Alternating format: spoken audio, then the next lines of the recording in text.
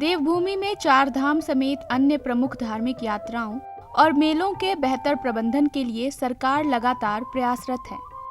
बीते दिनों कैबिनेट बैठक में उत्तराखंड धर्मस्व एवं तीर्थाटन परिषद गठन को मंजूरी मिल गई है, जिससे प्रदेश में मेलों और तीर्थाटन को नई दिशा मिलेगी। हमारे उत्तराखंड में मेले होते ही रहते हैं। चार धाम यात्रा बहुत महत्वपूर्ण यात्रा है। उसके बाद नंदा देवी राजजात यात्रा होती है।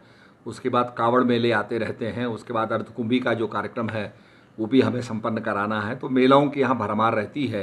तो निश्चित रूप में माननीय मुख्यमंत्री जी ने जो गठन करवाया है उससे जो है हम सुचारू रूप से कर पाएंगे और अनुभवी लोगों को उनका उपयोग कर पाएंगे, उनकी क्षमता का उपयोग कर पाएंगे।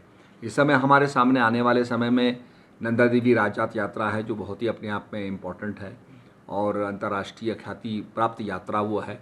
बाहर के लोग भी उसमें शरीक होने आएंगे और बड़ी महत्वपूर्ण यात्रा है वो। तो उसका भी हम लोग देखेंगे कि किस प्रकार से वो की जाए। उसके साथ साथ अब आने वाले समय में अर्धकुंभी भी आने वाली है, तो उसको भी बड़े पैमाने पे हम लोगों ने मनाना है। पूरे देश विदेशों से लोग आएंगे और हरिद्वार वो स्थल है जहाँ पर गंगा स्वर्ग से उतर करके धरती पर आती है।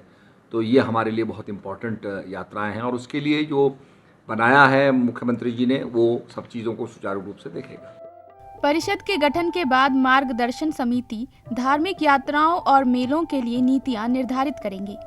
साथ ही इनके बेहतर व्यवस्था के लिए आवश्यक सुझाव और मार्गदर्शन देंगी, जिससे श्रद्धालुओं की राह आसान होगी। जबकि प्रदेश में साल भर तमाम यात्राएं और मेलों का आयोजन होता रहता है, लेकिन बेहतर प्रबंधन एवं संचालन न होने से कई बार व्यवस्था धड़ाम हो जाती है, जिससे लोगों को परेशानियों का सामना करना पड़ता है। वहीं अब परिषद के गठन के बाद तमाम तैयारियां समय से मुकम्मल हो सकेंगी।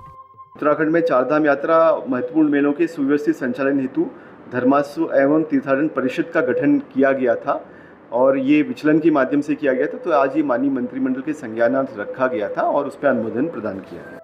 त्रिवेंद्र सरकार ने पूर्व में चार धाम देवस्थानम प्रबंधन बोर्ड का गठन किया था, लेकिन तीर्थ पुरोहितों के विरोध के चलते धामी सरकार ने इसे भंग कर दिया।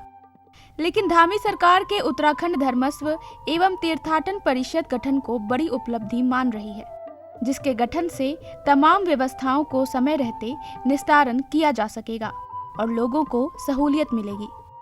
देखिए, समय की मांग भी है। आप समझते हैं कि उत्तराखंड में कई चार धाम है। आपका इसका हेमकुंड साहब गुरुद्वारा है, रीठा साहब है और हैं लगभग लाखों लोग हर साल तीर्थाटन पर, आप चाहे हिंदू हो, मुस्लिम हो, सिख हो, सारे लोग यहाँ आते हैं।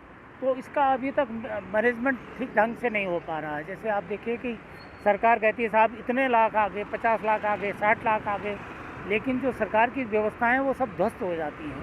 तो एक व्यवस्था तो चाहिए, एक रेगुलेटरी अथॉरिटी एक होना ज़रूरी है जो सबको मैनेज कर ले। लेकिन सवाल ये उठता है कि अगर इसकी ज़रूरत थी तो आपने ये भंग क्यों किया था? त्रिवेंद्र सरकार ने भी तो बनाया था, वो देवस्थानम बोर्ड बनाया था। उस अब बीच में राजनीति आ गई साहब, तो उसका थोड़ा विरोध हुआ तो उसका करने लगे। इसका भी विरोध करेंगे, पंडा पुरोहित तो विरोध करता है। आप कहते हैं साहब यहाँ यात्रियों को एकदम कंट्रोल किया जाए, उनका एकदम सीमित होना चाहिए, यात्रियों को आना चाहिए ताकि उनकी व्यवस्था हो और पर्यावरण पर असर न हो। लेकिन क्या है, आपके दुकानदार लोगों का या पंडित पुरोहितों के दबाव में आप आ जाते हैं, वो सारा आपका रिस्ट्रिक्शन ख़त्म हो जाते हैं। तो ये राजनीति इसमें नहीं होनी चाहिए। उत्तराखंड धर्मस्व एवं तीर्थाटन परिषद के गठन दिशा में धामी सरकार ने कदम बढ़ा दिए हैं। आगे देखना होगा कि इसके गठन से प्रदेश के मेलों और तीर्थाटन को कितनी उड़ान मिलती है। देहरादून से ईटीवी भारत के लिए रोहित सोनी की रिपोर्ट।